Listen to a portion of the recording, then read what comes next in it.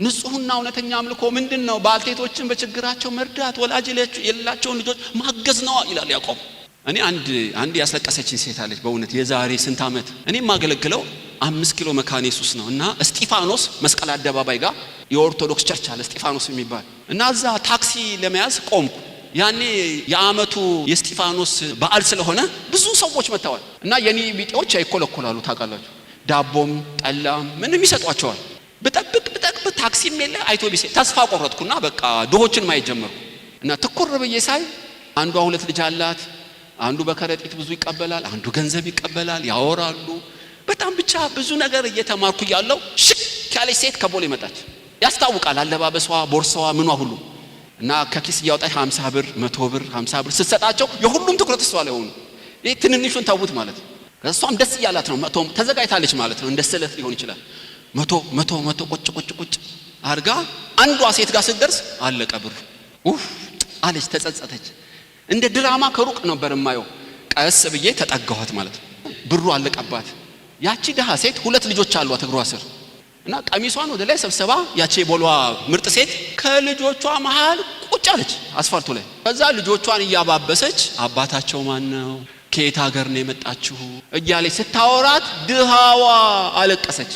እንዴ ይሄ ድራማ ምንድነው ብዬ ቀስ ብዬ እነሱ ሳያዩ ከኋላቸው ቆምኩ። አታልቅሽ፣ በእውነት ነው የምልሽ ብሬ ስላለቀ እንጂ አምጥቼ እሰጥሻለሁ። ስላለቀብኝ እኮ ለምን ታለቅሻለሽ አለቻት። ብርት ያለሽ እንዴ? ስንት ብር እንዳገኘው ተመልከች። የሚያስለቅሰኝ ብር አይደለም። እና ምንድነው እንዳንቺ ያለ ሰው ልጆቼን ሲዳብስ የመጀመሪያ አለቻት። ታምናላችሁ? እዛ እስጢፋኖስ የታቦት በዓል እኮ ነው። በጣም ብዙ ህዝብ ነው ግር የሚለው። አንድ ሰው የሚሄዱት ለጸሎት እኮ ነው። ወደ እስጢፋኖስ ውስጥ ነው ለቅዳሴ የሚገቡት። ያችን የደሃ ልጅ አንድ ሰው ቁጭ ብሎ አክብሮ አቅፎ እየዳሰሰ ስሟት አያውቅም። በይወዘም አለቀሰች። ደሃ እናትየዋን ያለቀሰችው ልጆቼ እንዲህ ያለ ፍቅር አይተው አያውቁም። ያቺ ቦሌ ሴት አለቀሰች። እናትየዋ እኔም ሳላው ጭልጥ ብዬ ወይኔ ዘላለም አምላክ በየመድረኩ እንደ ቁራ መጮህ ነው እንዴ? ስራ ከረባት ለብሶ መጮህ ነው እንዴ? አንተ ያከበርከው ሰማይ ምድር የፈጠርክለት ልጅን የላከው መንፈስ የሰጠው የዘላለም ሕይወት የቀጠርክለት የዚህ ዓለም የክብር እንግዳ የሰው ልጅ ከልቤ ወጥቷል እንዴ? ራሴን ሳይ ሆስፒታል ሄጄ አላቅም፣ ወህኒ ቤት ሄጄ አላቅም፣ የታመሙት ጋር ሄጄ አላቅም። ሁሌ ማኪያቶ እየጠጣው ኮንፈረንስ ላይ ቁጭ።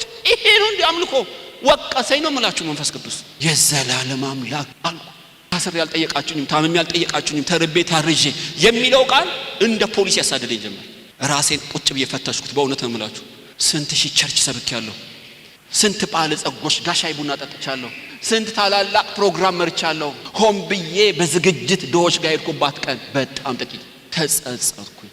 ንስሐ ገባው ማለት ኮምፕሊትሊ አሚሮ የተቀየረ ያን ቀን አየ የእግዚአብሔር የክብር እንግዳ ሊዳስስና ከጎናቸው ሊቆም የማያፍር ማህበረሰቡ ያገለላቸው ድሆች ድሃ ተኮር ነን ወይ? ማህበረሰቡ ያገለለው ተኮር ነን ወይ? የኛ ቸርች አሁን ከዛ የተነሳ በክራይ ቤት ነው የምንኖረው። እንደናንተ እንዲህ ያማረ ጠለለ ቤት የለም። በእውነት በጣም ትንሽ የቆርቆሮ ቤት ነች፣ ያውም በክራይ ነች። እኛ በክራይ ቤት ሆነን አንድ ወህኒ ቤት ውስጥ ቤተክርስቲያን በገንዘብ የኛ ቸርች ሰርታለች። ይገርማችሁ ወህኒ ቤት ውስጥ አስፈቀደን ምርጥ ቤተክርስቲያን ሙሉ ወንበር ባለበት። ባለፈው ወር ነው ያስመርቀ የመጣሁት። ገባኛ ታስሬ ጠይቃችሁኛል ምን ማለት እንደሆነ ገባኝ። በድሆች ላይ ስዘራ ለእግዚአብሔር እንዳበደርኩ ገባኝ።